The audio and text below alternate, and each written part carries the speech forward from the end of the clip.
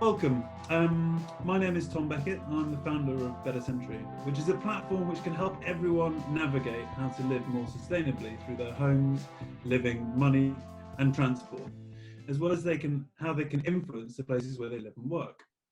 This is one event of a number of events which Better Century has run, last of which have been is planting trees, the answer to tackling the climate crisis.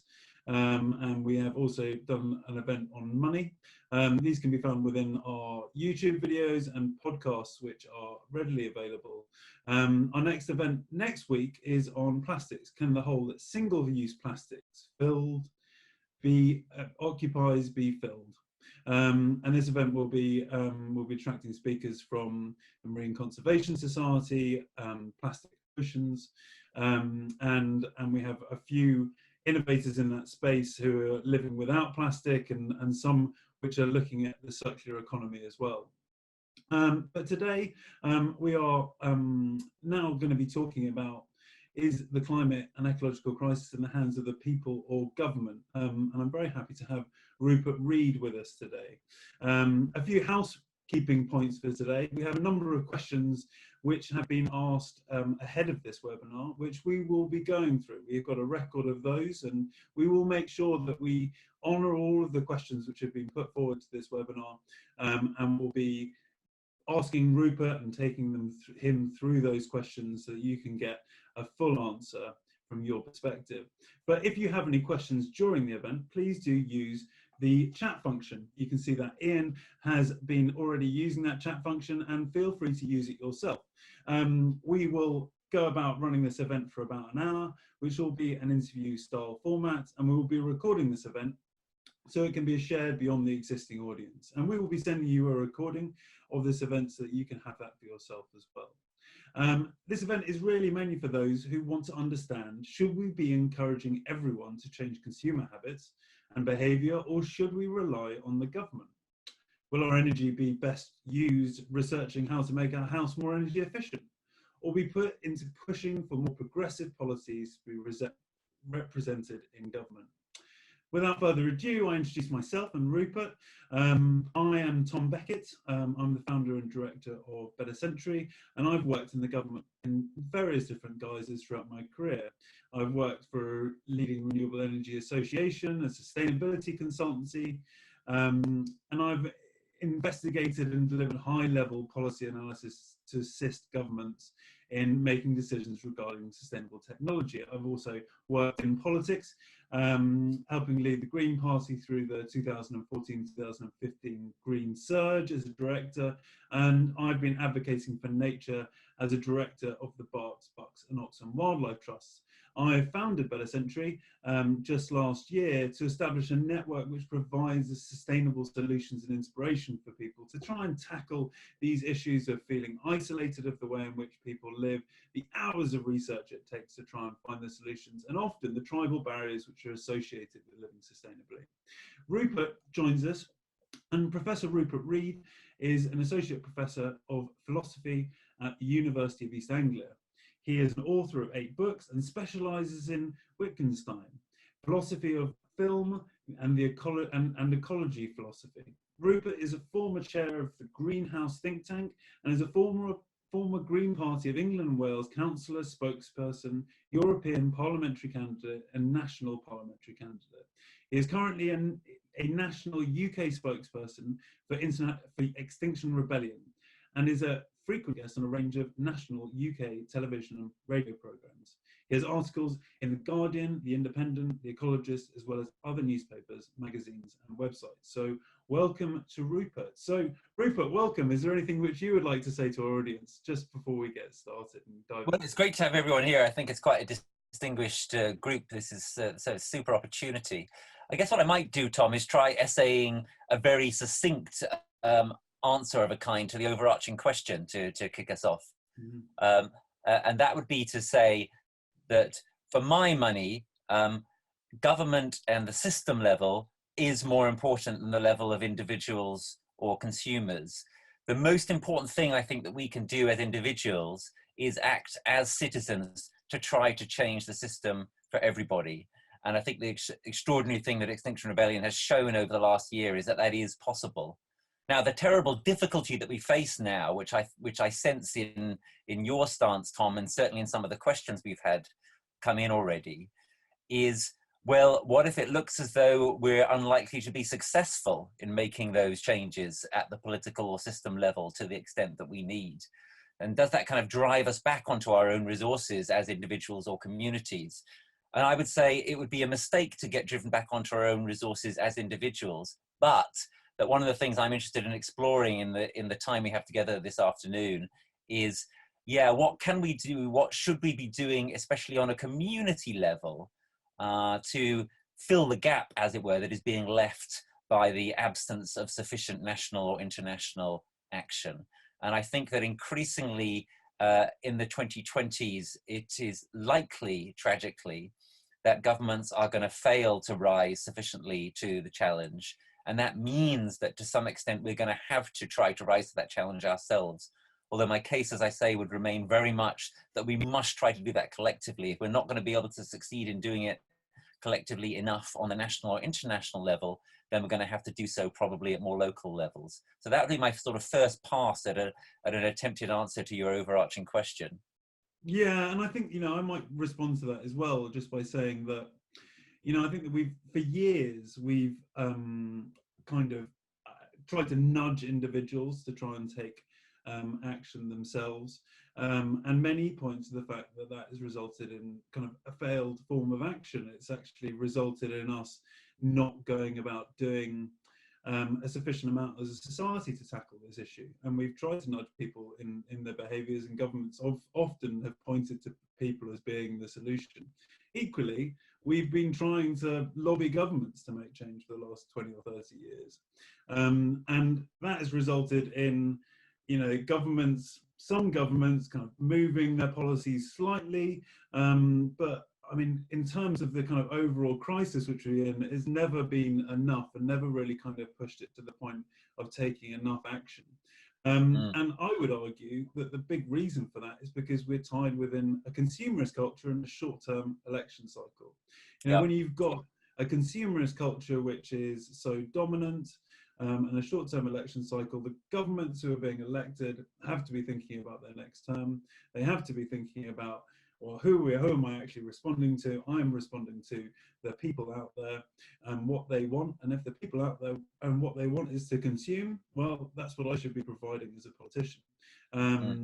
Obviously there is a leadership role for a politician as well, but in the short-term election cycle and the first past the post system, it is that brutal in terms of that decision making. So I think we're caught between a rock and a hard place in tackling this issue, and I really like it if we can try and come to some kind of resolution and discussion through this. So I mean, I do have a kind of series of questions which, I mean, do you want to respond to that, Rupert, before we dive into the questions? Well, just very briefly, I would say I think XR did show last year that we can make that it is possible through really radical action. Each of our main three demands last year. The climate and ecological emergency was declared, at least symbolically, by Parliament. We've got a carbon net zero target, albeit much too slow, and we're now going to have a citizens' assembly, albeit one without any real hard power. So that was real progress of a kind, and I think it's just here to mainly self-identify as individuals, as consumers. Then, as you say, that's not going to be enough to take us forward in the way we need to take forward, move forward radically and rapidly. Even if we, try to be green type consumers, it isn't going to be enough, and it's not going to take enough people forward. But yeah, I'm very interested in exploring the rock and hard place problem that we have. Yeah, absolutely. So I'm going to try and rattle through a kind of few of the kind of questions. I think Amanda Griffin asked a really interesting question, which is, can individuals stop the climate crisis? I think this is a great way of framing the whole debate, but can individuals stop the climate crisis? Rupert, do you think? Yes, so as I said, I think the short answer is no. The single most effective and important thing we can do that might conceivably stop the climate crisis. By the way, stopping it is going to take a hell of a long time. This is an emergency which is going to define the lifetime, almost certainly, of everybody on this call. The single most effective and important thing we can do as individuals is come together as a collective. Yeah, the single most important thing we can do is the kind of thing that Extinction Rebellion manifested last year, that we've also seen in the school climate strikes, and on a smaller level that we've seen in some local communities, for example, through some transition initiatives. That's, I think, how we have some kind of hope that we may be able to address this crisis adequately. Yeah, absolutely. Okay, and Owen Tyler kind of offered a question here as well. To what extent does changing consumer habits affect policymakers' opinions on whether they should enact legislation, or if habitats change, do politicians feel less required to legislate harmful behaviour? Yeah, so this is an interesting one. It's obviously true that changes in consumer behavior can influence government and more directly businesses. But as I've already said, the problem is that in most cases, this is going to be too slow or too incomplete to do the job. And there is also a serious danger that if you try to get some consumers to do the right thing and to undertake boycotts and to buy the right products and so on, that you end up playing to a sort of niche market, that you end up being exposed to accusations of, well, green consumerism, ethical consumerism works if you have the money, but what if you don't? Or, well, this is okay, but what about for someone who's really hard pressed and they just don't have time to make these kinds of calculations and decisions and so on. And there's something that's valid about those responsive criticisms. You can do an end run around those criticisms if you manage to get government to act decisively to put a new level playing field in for everybody. And that's the great virtue of how citizen action goes a step beyond whatever's possible through consumer action, and also how you don't have the situation which we're in danger of if we rely upon incentives for consumers or indeed for firms to do the right thing. That you can sometimes create a situation where you have a sort of race to the bottom or a collective action problem. What do I mean there? Well, for example, if you have some people who are flying less, driving less, etc., but you haven't legislated to, for example, ration carbon or something like that, then you may end up sending a price signal to other consumers or to other firms that actually oil is cheaper now because some people are using less of it than they were before. So in other words, if all you have, for example, is a transition style initiative which doesn't have any government welly behind it, you may actually be making it easier for the people who don't want to change to carry on not changing. Yeah, absolutely. But does that really matter? I mean, one of the really interesting examples of this is the flight shaming in Sweden. It's reduced flights by 40%, in under a year. That's a massive transition, maybe something which the government couldn't achieve itself, actually, through legislation. And that's just through changing consumer habits, changing, I suppose, cultural opinion on this. Yeah, and it's brilliant. It's brilliant. I've decided to give up flying myself for various reasons, which I could discuss. But look, what I've just said is one of the reasons why I wouldn't say that that's the most important thing that people can do. I've done it. One of the reasons I've done it is just simply to avoid getting criticized as a prominent person in the public eye. Is the most important thing for people on this call to think, well, okay, I'll decide to not fly? Well, if you're not in the public eye, the only difference it's going to make a very slight difference to the demand for flights in this country. Now that's good, and as you say, it's had real effects, especially in somewhere like Sweden. But what are the broader economic effects of that? As I said, it is quite possible that the flight shame movement in Sweden, much of the positive effect that it's had is going to be undermined by the fact that those people not flying means that kerosene is that little bit cheaper for everybody else. So it's quite possible, for example, the actual real world effect of the flight shame success in Sweden is that Ryanair or whoever are going to be able to reduce slightly the price of their flights and perhaps encourage other people who haven't decided not to fly more than they would otherwise have done. So Yeah, this is the kind of way in which individual action alone is highly limited in its effectiveness. We but need doesn't it, but just, at the national and international level too. but there's an assumption embedded in there, Rupert, from the perspective that people make decisions on the basis of price. Like, and I know that's commonly true, but why can't we just change culture so that people don't just make decisions on the feeling of price? They actually make Sure. their decisions on the feeling of morality. Absolutely, and I love it. And of course, you know, that you and I and everyone on this call, I'm sure, would like to encourage that.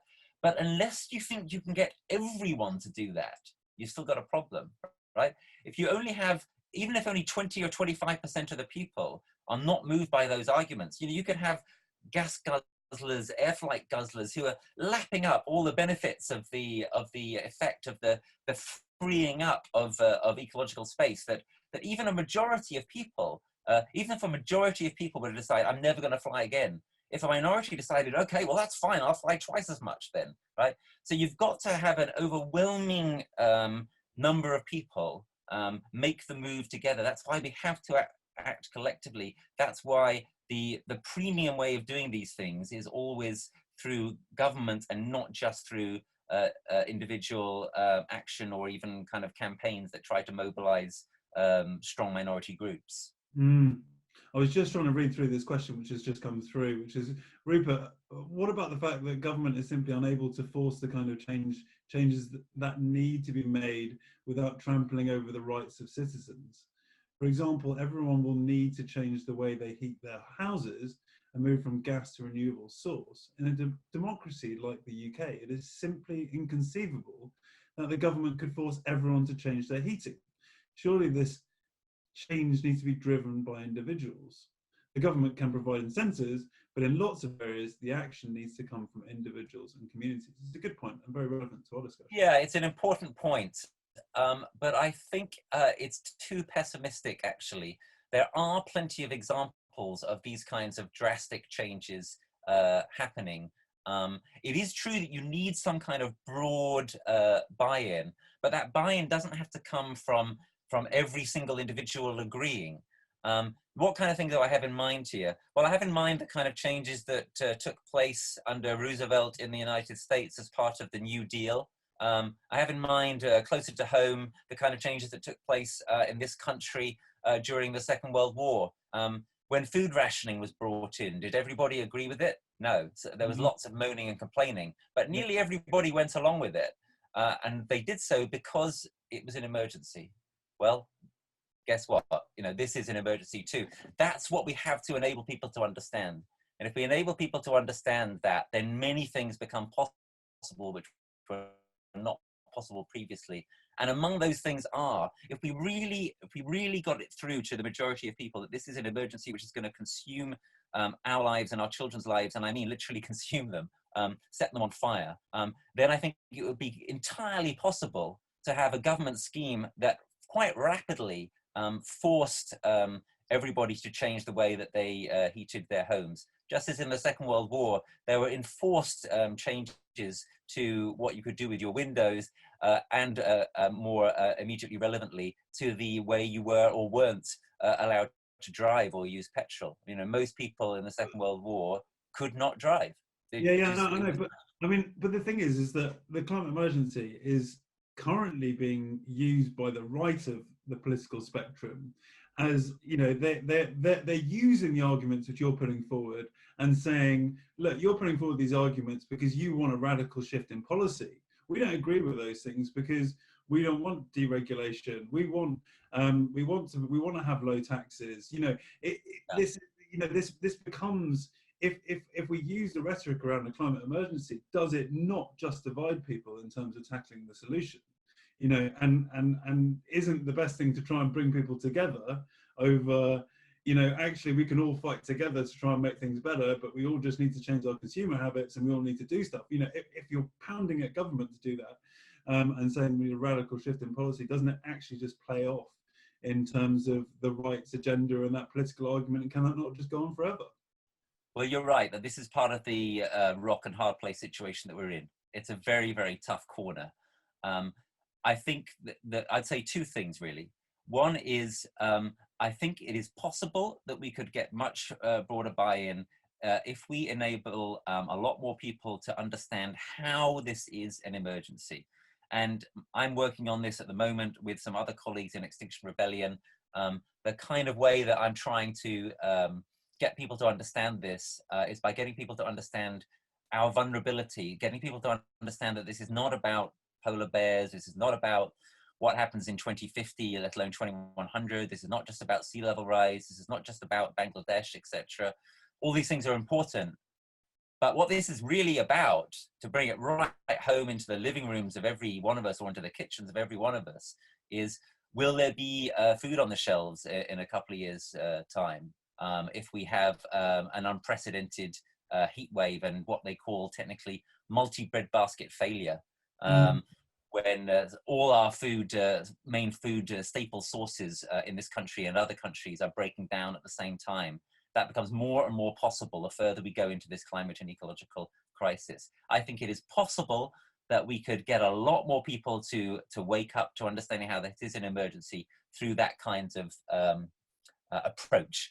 And that was the argument I made, for example, when I was on BBC Question Time a few months ago. I'll put the link for that into the chat maybe, so people can watch that afterwards if they want. Bear in mind that the chat disappears at the end of the Zoom, so take anything out of it that you want during the Zoom. The second point I would make is that I think it would be a mistake to bet everything on the success of that strategy. So given the very difficult situation that we're in, given, as some people are alluding to in the chat, the really pretty disastrous general election result, because it's quite clear that the government, that the party that was elected was the party that had the worst offer on climate and nature. As I said earlier, I think as well as continuing to try for this system level change and trying to get a change of fundamental narrative and understanding so that people feel like this is an emergency, we also are going to have to start facing up to the very, very high likelihood that societies like this one are going to head further down the road, which is being created for them by the far right, of collapse. And it is quite likely that that we're going to see societies like this one, and possibly this one, undergo some kind of a collapse event within a generation. What does that imply? It implies that as well as trying to get system level change and really acting as if this is an emergency, we have to start building resilience. We have to start building our adaptation capacity to the vicious changes in our climate that are happening and that are going to come.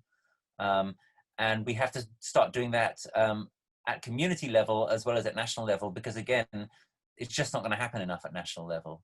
So that's part of the really difficult message that I want to put now, that we have to start, it's only rational now for us to start preparing for the very real possibility that this society is heading over the cliff. Yeah, absolutely. I mean, there is some kind of, there's some points which have just come through the discussion, and I think kind of like moving on to kind of influencing this kind of current national government, I think is a really important point to kind of move on to as well. But one of the things which the kind of people have said is that, you know, how do you actually get people fired up around kind of policy changes unless people understand what those policy changes are? So, i.e., you know, if we want to move everyone to an air source heat pump, how do people actually understand how an air source heat pump works, and how are they ever going to support that politically unless they understand that? And I suppose kind of tied to that, I'm going to kind of ask the question, how do you get a Conservative government to try and tackle this issue? And how do you get a government like they have in Australia tackle an issue like this as well, Rupert? What do you think? Yeah, and it's incredibly tough. Part of my role in Extinction Rebellion is I work as I co-convene our political liaison team, and what that means is that I'm one of those in XR who goes and meets with government and with the opposition and so on. And we had some reasonable successes with that last year. We haven't had any success in getting a meeting with government since Boris Johnson took over. And I'm hoping that's going to change, but I can't promise that it is. Of course, it's more likely to change if there is a huge, successful Extinction Rebellion mobilization this year. So one of the main things I would urge everyone on this call, whatever else you do, is use your power as a citizen, get involved in nonviolent direct action. We started to change the world last year. We've got to carry on doing it this year. But it is very difficult to get conservatives, and in particular this conservative government, to listen. To engage in effective conversation with conservatives, there are various different things that one has to seek to do. One of them is that one has to actually appeal to some of their values. So one of the main things that I try to do when talking with conservatives is say things like, so you're a conservative, so you're interested in conserving things, right? You want to conserve the good things that we have. You want to conserve our heritage. You want to conserve our wildlife, etc. You care about these things. And that is the case, that many conservative politicians and most conservative voters care about those things. Okay, then, in order to preserve those things, here's the kind of thing you need to start to try to do. And that is a way in that can work with conservatives, but it's not easy. Yeah, absolutely. And I suppose, I mean, coming back to the reason why they were elected, right, is because like people are worried more concerned about short-term issues than they are rather than long-term. You know, so you've got a cycle of a government being elected on short-term benefits. So like, how do you break that cycle? How do you make a government wake up to the climate crisis when it's surely a kind of much longer-term issue, which kind of goes beyond their term and maybe unfavourable within their 5-year tenure? Yeah. So there's a chicken and egg situation there, right? We need to have changes in our institutions in order to make that possible. Above all, we need something like what XR is proposing. We need real, powerful citizens' assemblies. But how do we get to the point? Oh, sorry. I've just, yeah, there we go. I'm just getting the link for the question time program. How do we get to that point? And that's really hard. And our best idea in Extinction Rebellion is that we do the same kind of thing that we did last year, only we do it better. And in particular, I am working with other colleagues in XR to try to change up some of our tactics this year and some of our targets.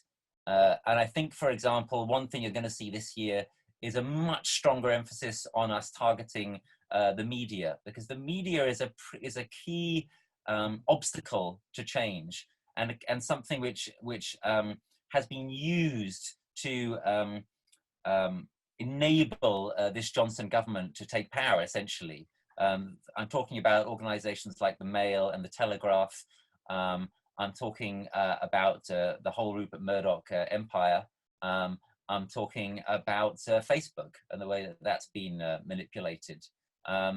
Those things badly need to change. They're an obstacle that is preventing us from telling and understanding the truth and being able to make the kind of changes that we need to. So one of the things you'll see from XR this year is a call for a massive mobilization to try to put pressure on those media entities who are stopping real change. And that's the kind of thing that could start to make possible what you were alluding to a moment ago.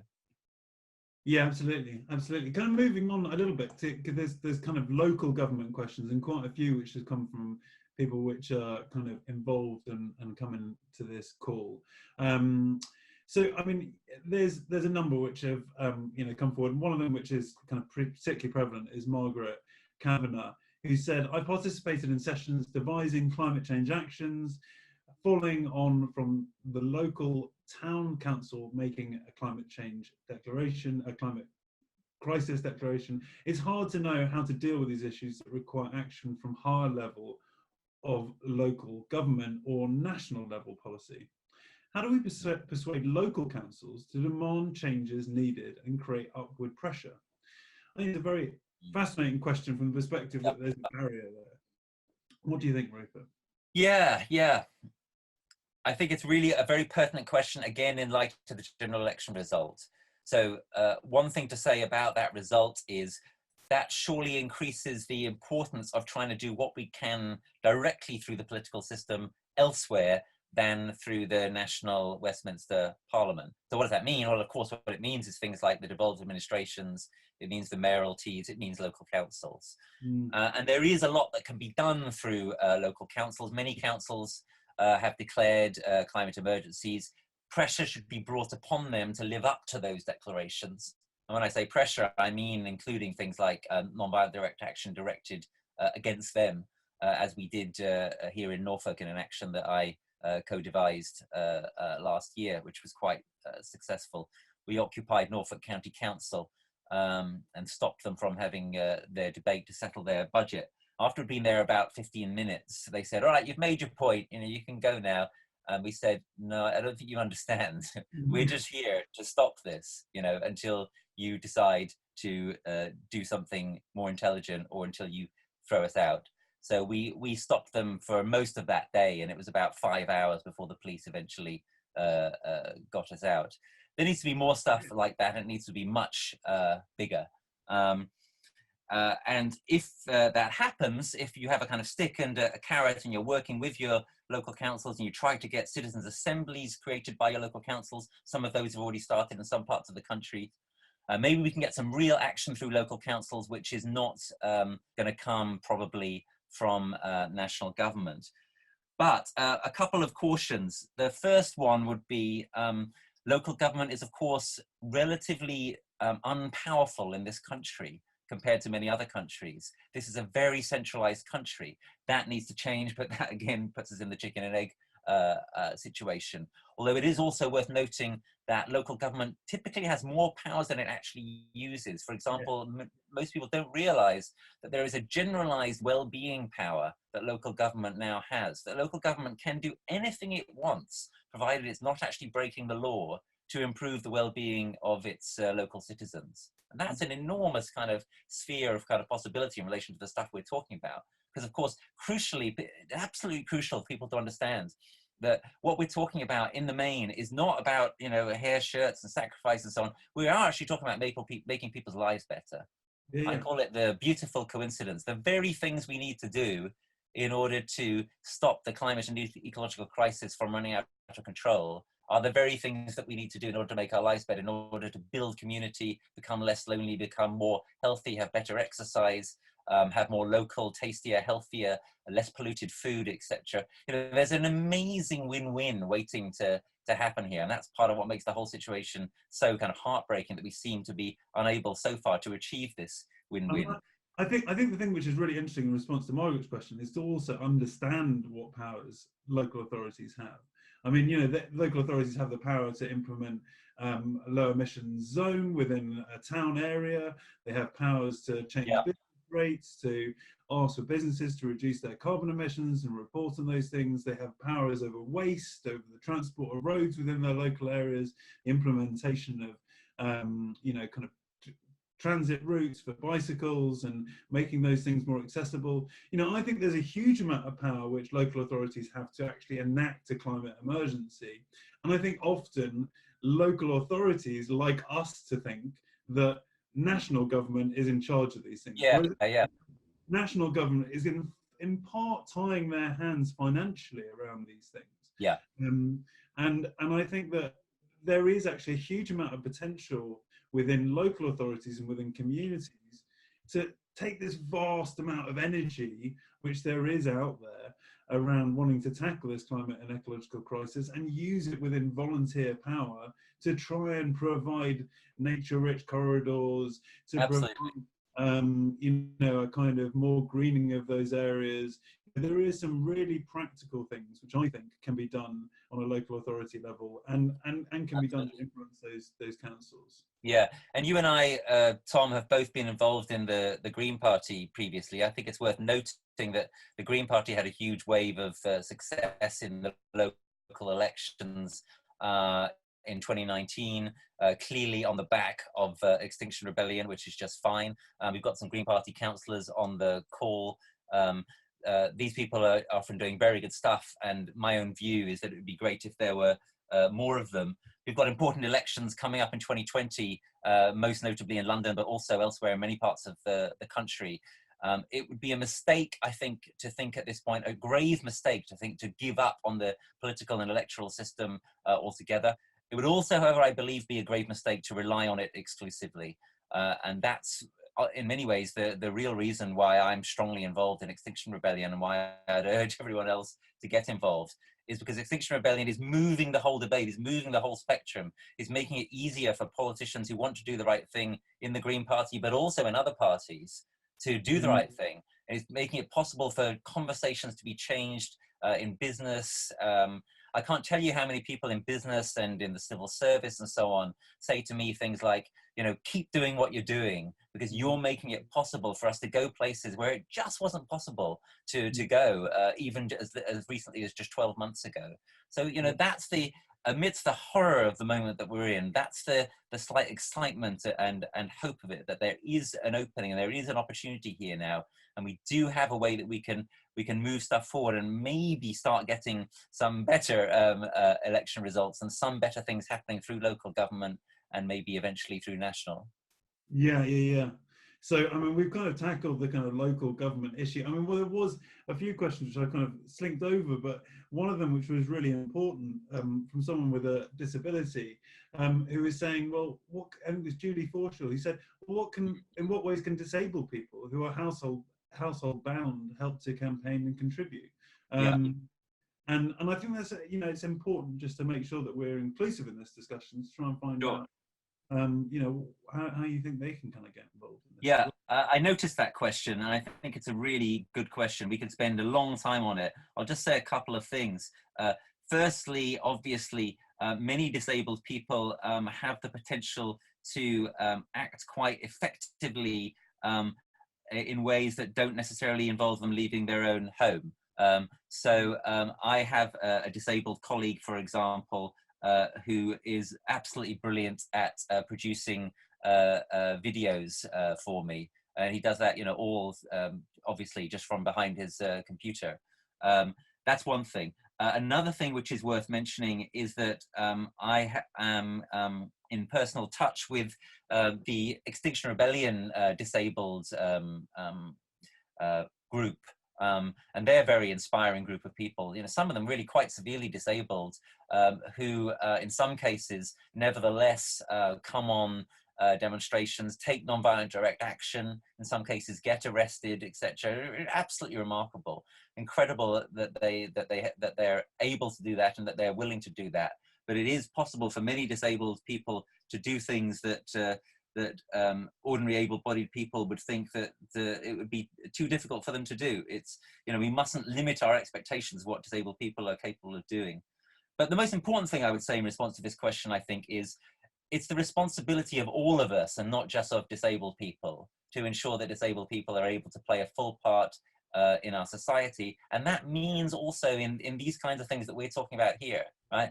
To play a full part in our communities, to play a full part in activism. And that's a responsibility that we all share, to try to create a society and create communities and create movements and campaigns and so forth, where that is a reality, that disabled people do get included. Yeah, absolutely. There's this question around low-income households as well, which I kind of wanted to tackle as well, you know, and it's around local authorities again, is to kind of say, I have a particular interest in this is from Amos Wilson, I have a particular interest in the responsibility of local government to assist low-income households to live greener with financial gain rather than detriment, such as solar panels for all council properties and free, sustainable public transport. I think this is really interesting. You know, local councils have a responsibility in this area as well. You know, we've seen Oxford City Council came up very briefly, very recently, saying that they're going to put £19 million into trying to make council houses more energy efficient, and they're going to be putting £90 million to try and achieve net zero by 2030, all as a result of establishing a citizens' assembly. And you know, these types of things are very interesting. You know, in the role of local government, and you know, housing has 40% of carbon emissions in the UK. So yeah, it's decent ones to be looking at. What do you think, Rupert? Yeah. So again, I noticed this question, and hi, Ames. Good question, very important. As you say, Tom, quite possible for local council to do some of this, and that is absolutely something we should encourage, should pressure local councils to do that. We should make it an election issue and so forth. I would, however, add that the easiest way to make a lot of this stuff happen actually, again, would be at the national level. So despite the fact that we've had a Conservative government elected, we shouldn't give up the idea of some kind of Green New Deal, because that's really what's being talked about here in Ames's question, in my view.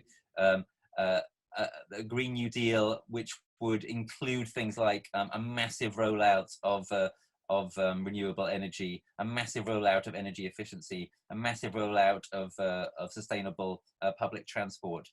Some of that can be done locally. Some of it will only be possible with national legislation and with national funding. We shouldn't give up hope for that and shouldn't give up calling for it, despite the fact that it looks unlikely to come in during the next 5 years. But again, I would pivot from that to saying that given there's a limit to how much of this can be done without national government, we also shouldn't bet on the fact that it is going to be done. And we should start to act directly through local government, yes, but also in our own local communities and in our own lives to try to either do this stuff or to, if you will, make up for the fact that it won't be done enough. And that means, like, for example, we really need to be thinking about where we're going to be getting our energy from in a few years' time, because it is not impossible. It is not impossible that we could have a crisis such that parts or all of the national grid go down temporarily or permanently sometime during this decade. We are in new uncharted waters, and that's the kind of thing, tragically, that we have to start to ready ourselves for. But I think the thing which is actually really exciting about this, and I completely agree with you on the adaptation point in terms of tackling the climate crisis, that actually there's a real need to kind of make sure that we're secure for the future, and security is a really strong argument to be pushing at the moment. But the thing which is also really exciting is the demand for entrepreneurism to try and tackle this issue. You know, if we want to reduce the cost of transport locally, if we want to go about decarbonising transport locally, well, we could be trying to provide more car share schemes and go about doing community pickups and drop-offs for school drops. You know, we could be doing, you know, setting up vegetables delivery schemes, or, you know, farmers markets like they did in Bath. We could be going about doing setting up community energy projects and doing local community scale fundraising to decarbonize various housing sectors. You know, there's actually a huge amount of a huge role which local communities with the right kind of spur, the right kind of enthusiasm can do to decarbonize, make security better for individuals, and make it lower cost for them. And I think that's actually quite an exciting prospect without the kind of need for government, actually, and maybe will end up influencing government because it will create models which can make a big change. And I've been working on something called climate clubs, which would do exactly that. But it's very interesting that that could actually be, you know, another part of the kind of solution making, and also provide us with that kind of security in the absence of a climate crisis. Yeah, look, I totally agree with you. Let's do it. We have to do it. But I would reiterate the point that it would be so much easier if government at various levels were to incentivize doing it. You know, we could talk about feed-in tariffs. We could talk about the fact that that wind onshore has been made almost impossible to bring in by this government, which is very very sad. So yeah, absolutely, I don't disagree with you. I think we just have to be cognizant of the difficult environment that we're working in on those things compared to how it could be and should be, and we should keep up the pressure for that change too.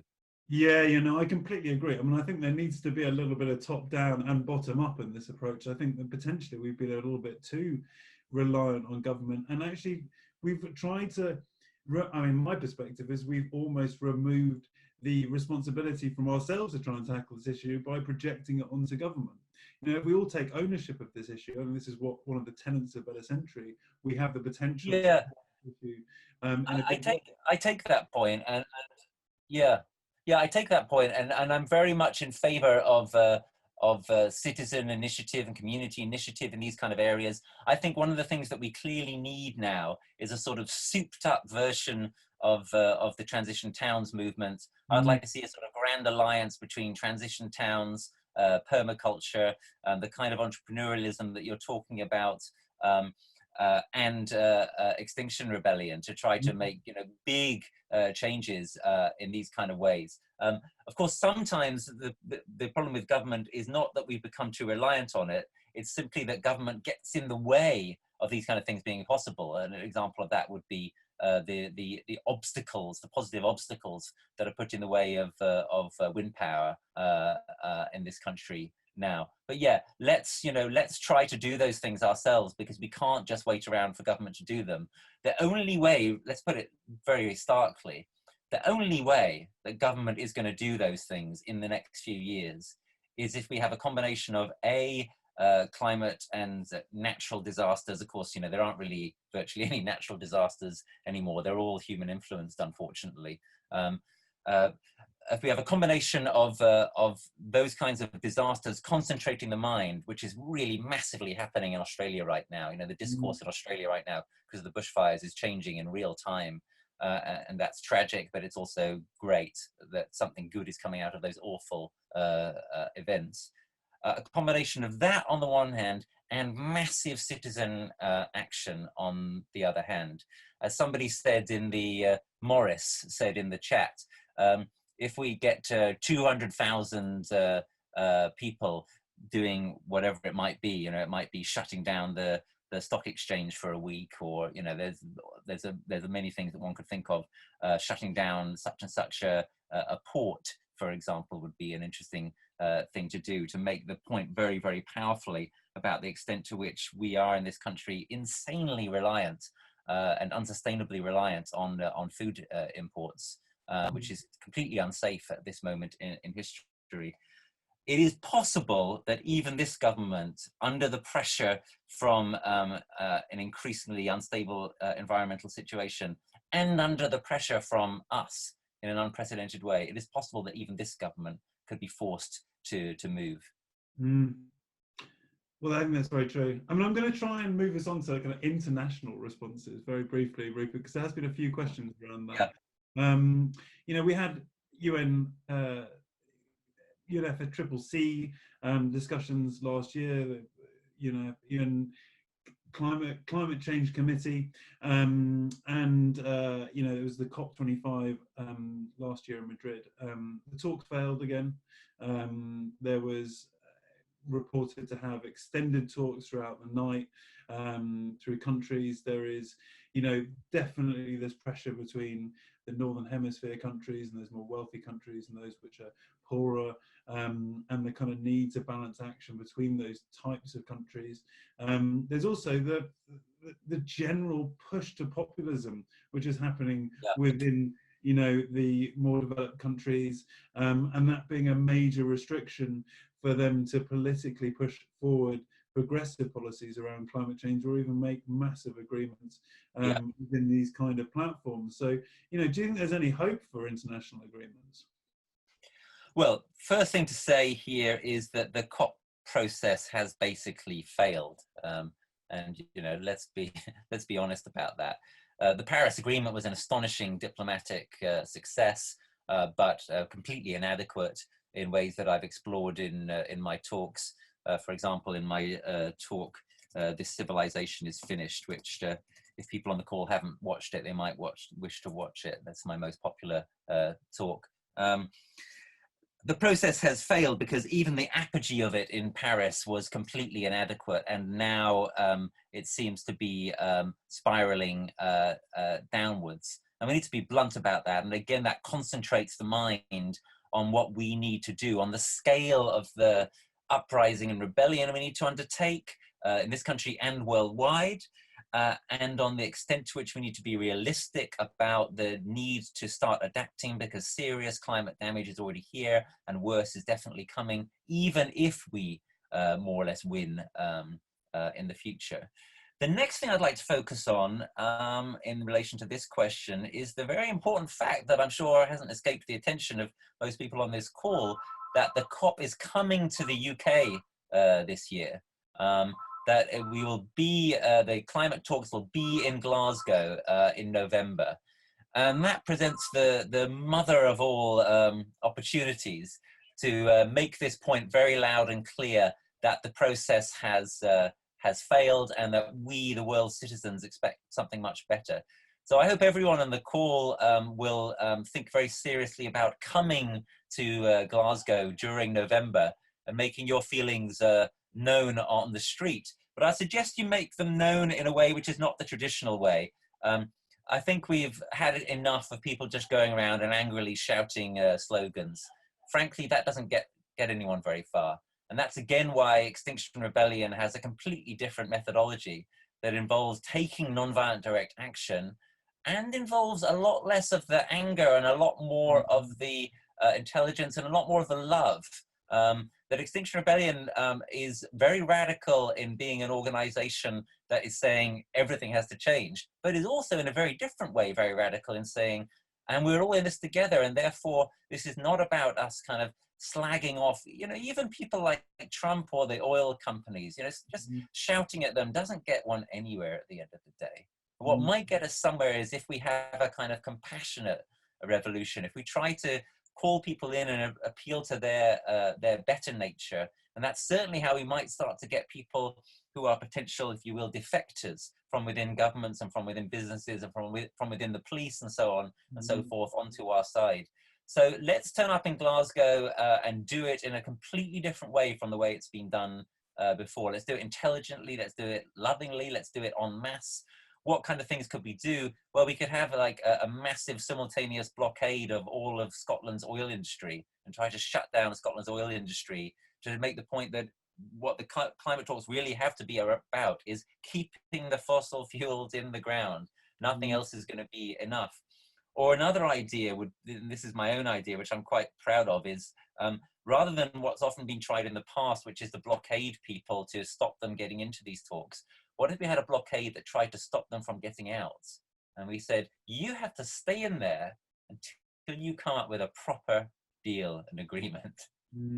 That I think might kind of change the mindset a bit in quite a fun but also kind of a serious way. So you heard it here first, if that's what we end up doing in November. Well, I mean, you haven't quite answered the question, Rupert, but you certainly have galvanised some support for getting up into Glasgow. Yeah. I mean, do you think there is any hope, in all seriousness, of reaching any meaningful international agreements? I mean, do you think that if we kind of get a kind of international XR pressured group, if enough noise gets made over this year, that they'll actually come to some kind of resolution? Or do you think the political balance is just so perverse at the moment, it's just never going to happen? Well, yeah, that's where I think the hope lies, is in a massive, unprecedentedly large international citizens mobilization. And in relation to the COP process, that should be focused on Glasgow. Do I have high hopes for that? I wouldn't say I have high hopes, but that's not really the point. If you're in a desperate situation, then the only point is to try to do the kind of thing that might conceivably actually be enough to get you out of that situation. That's what Churchill, of course, said in the Second World War. He said, it's not enough for us to just try. We have to do enough. So what would be doing enough? Well, doing enough might be getting 500,000 people to Glasgow who are willing, many of them, not all of them, but many of them, to be arrested if necessary, and say, like I just described, getting them to try to lock down the talks so that people couldn't leave until they came up with a proper agreement. Would that guarantee success? Of course it wouldn't guarantee success, but I think it's the kind of huge kind of shift of level of seriousness that might conceivably break through and get people to fess up and wake up to the fact that this is not going away, that we are not going away, that the worse the situation gets, the more of us there are and the more determined we are. Yeah. No, that's very true.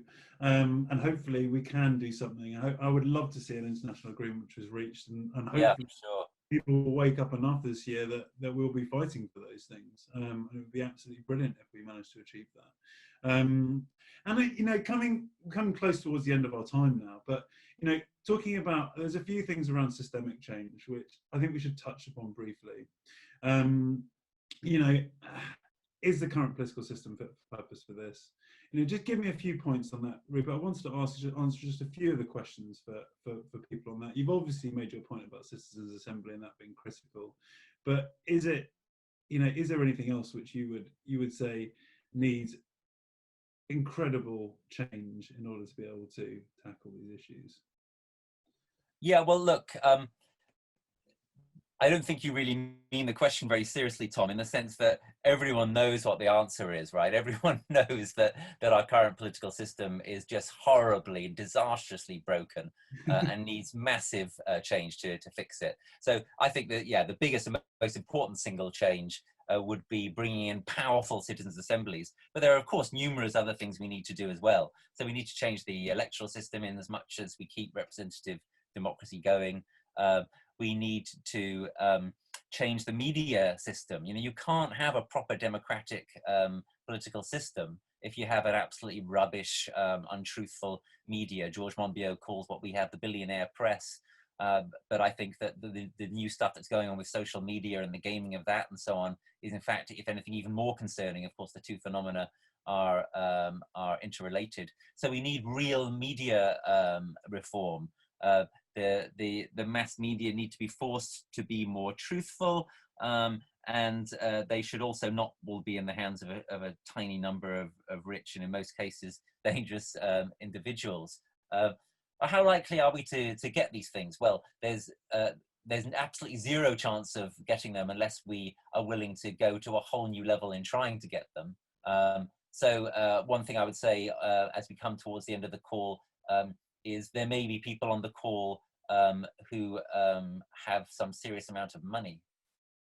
If you're someone on the call who's sitting on £50,000 or £200,000 or something, you know, maybe it's in the form of property or something, please think about using that money intelligently as soon as possible, because it may mean nothing in 5 or 10 years' time if this system starts to collapse. If you were to invest that money in, say, credible organizations that are trying to create media reform, or, in my opinion, if you were to invest that money directly in Extinction Rebellion, you would see a potential enormous return on your investment. And Extinction Rebellion has done what it's done with a tiny fraction of the budget of organizations like Greenpeace, let alone the National Trust. So, you know, please think in this critical time in human history about how you use whatever resources you have, be that your intelligence, be that your body that you can put on the line, or be that money. So we need enormous political reform. That is absolutely obvious. We shouldn't assume that we're going to get it because it's going to be incredibly hard. That again is why we need to put more energy and determination into adaptation, but we should try to get it. And the ultimate reform that I believe that we need, I'll share a last link on that if I can find it, is some kind of democratic reform that builds in the interests of future generations. You mentioned earlier, Tom, the chronic short-termism of our system. That is something which has to change and requires institutional reform in order for that kind of change to happen. And I've got a proposal on how that could work, which sort of fits with the Citizens Assembly agenda, and certainly fits with the put it in the chat now. Certainly fits with the broad agenda of real, serious democratic reform. Yeah, absolutely. I mean, I think that's a great portfolio of things, and I think use whatever you can to tackle this crisis is a fantastic message to finish from your perspective, Rupert, as well. You know, I kind of want to have an effort at kind of summing up. I think there's still probably a question which we haven't answered of really, does activism stop kind of practical action in people's lives, in being more entrepreneurial? Is there a way in which we need to direct our energy in an effective way? I think Rupert would say very much boldly, we need to go about taking non-direct action in people's lives. I think potentially I would say there's a route for a lot of people to find a very practical application in their own lives and in being entrepreneurial to try and help tackle this crisis. And I still think that's something which people can consider in their own lives. Sure. And I remember I didn't disagree with that, and I think that is going to become more important in the years to come, because the brutal reality is we would be foolish to rely on the sort of on the bold hope that government will do it for us. Yeah, absolutely. Well, I think me and Rupert are on the same page with this stuff. We've just got to use whatever we can to try and tackle all of this. I kind of think it's worthwhile me saying a little bit more about Better Century's platform. We talked about partnership, about trying to create and forge partnerships which would create an entrepreneurial spirit in trying to tackle these issues, and also gather knowledge to tackle these things and provide it to everybody, so they all have a potential way to do that. And our Better Century is partnering with hundreds of organisations across the UK to do just that, to try and make our new social network, our platform, a place where people can exchange information and can support one another in making positive changes within their own life, but also influencing their communities. We believe by peer-to-peer support, we can make a massive transition. We can also tackle the big giants such as Facebook, who are trying to corrupt and politicize and influence the society as a whole. We've got some great conversations about what you can do within local authorities to influence those. We believe that the internet can be a huge force for good for the future, and it is our tool to help human beings coalesce much more quickly, and in a way in which allows us to build a positive future. And that's why we have quite a positive message about what we can do this century. We think if everyone put their heads together today and said, we want to tackle this crisis, tomorrow we would have the answer and we would be on the way out of it. It's really that simple from our perspective. We just all need to get together and figure out a way forward, and we will have a solution tomorrow. It's obviously not that simple. Obviously, there's a huge number of actors who are influential in this space, but we encourage everyone on this call to try and join Better Century, and hopefully they will have enough time to go through Rupert's links and through the large number of things that Rupert has shared. Maybe Rupert can come and share those on Better Century as well. But many thanks to everyone who's come to be involved in this. Many thanks to all the attendees. Many thanks to Rupert. Many thanks to all those people which have asked questions. This has been a very, very interesting debate. We've kind of moved a little bit around the subject. I think there's kind of three kind of key players in this perspective. There's government, there's business, and there's the general culture in which we live. And obviously that gets influenced by media and that kind of side of things as well. But we have all of those have interconnections within them. There's no one direct answer to this. We need to influence from the bottom up and from the top down. And we need to think about how we can make a change in the most effective way. Rupert, is there anything you would like to say just to close up Well, thanks to you for the opportunity, Tom. And yeah, I think it's been really, really interesting. Obviously, we haven't done justice to everything that's been in the chat. I would urge people to take a last look or a quick look at that now, and you might even want to cut and paste it so you've got the stuff there for future reference. And when you put together the sort of podcast version of this, Tom, will you send it around to everybody? How does it work?